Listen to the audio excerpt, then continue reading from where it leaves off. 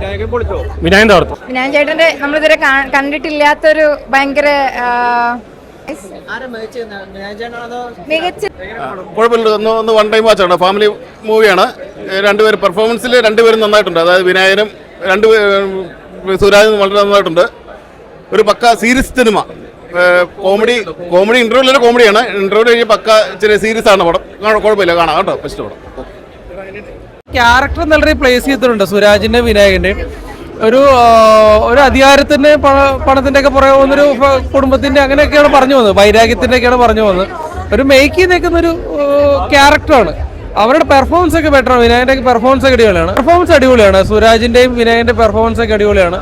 ആ വിനായകനാണ് എനിക്ക് കുറച്ച് കൂടുതലും കൂടെ ഇതുവരെ നമ്മൾ കാണാത്ത രീതിയിൽ വിനായകന്റെ ക്യാരക്ടർ പ്ലേസ് ചെയ്തിട്ടുണ്ട്. അത് പെർഫെക്റ്റ് ആയിട്ട് വിനായകൻ ചെയ്തിട്ടുമുണ്ട്.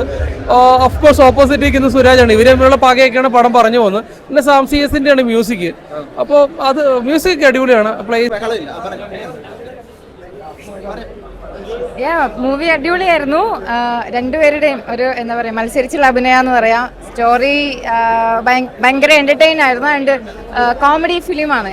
മൊത്തത്തിൽ കോമഡി ഫിലിമാണ്. ആൻഡ് വിനായകൻ ചേട്ടന്റെ നമ്മളിതുവരെ കണ്ടിട്ടില്ലാത്തൊരു ഭയങ്കര ഒരു ക്യാരക്ടറായിരുന്നു. ഇതുവരെ അങ്ങനെ ഒരു ഫ്രെയിമിൽ നമ്മൾ കണ്ടിട്ടില്ല. So that was nice. മികച്ചത് എന്ന് നമുക്ക് പറയാൻ കഴിയില്ല ശരിക്ക്. രണ്ടുപേരുടെയും എൻ്റെ ഡിഫറെന്റ് ക്യാരക്ടറാണ്. രണ്ടുപേരും അതിനോട് നീതി പുലർത്തിയിട്ടാണ് അഭിനയിക്കാന്ന് പറയില്ല. പടം കുഴപ്പമില്ല. ഒരു ആവറേജ് മൂവി എന്ന് പറയാം. കോമഡിയാണ്.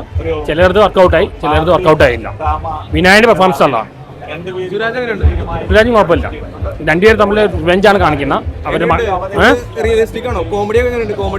കോമഡി ചിലർക്ക് ഏറ്റുണ്ട്. വിനായകൻ തകർത്തു. വിനായകൻ നന്നായി ചെയ്തിട്ടുണ്ട്. വെഞ്ഞാറമൂടും കുഴപ്പമില്ല.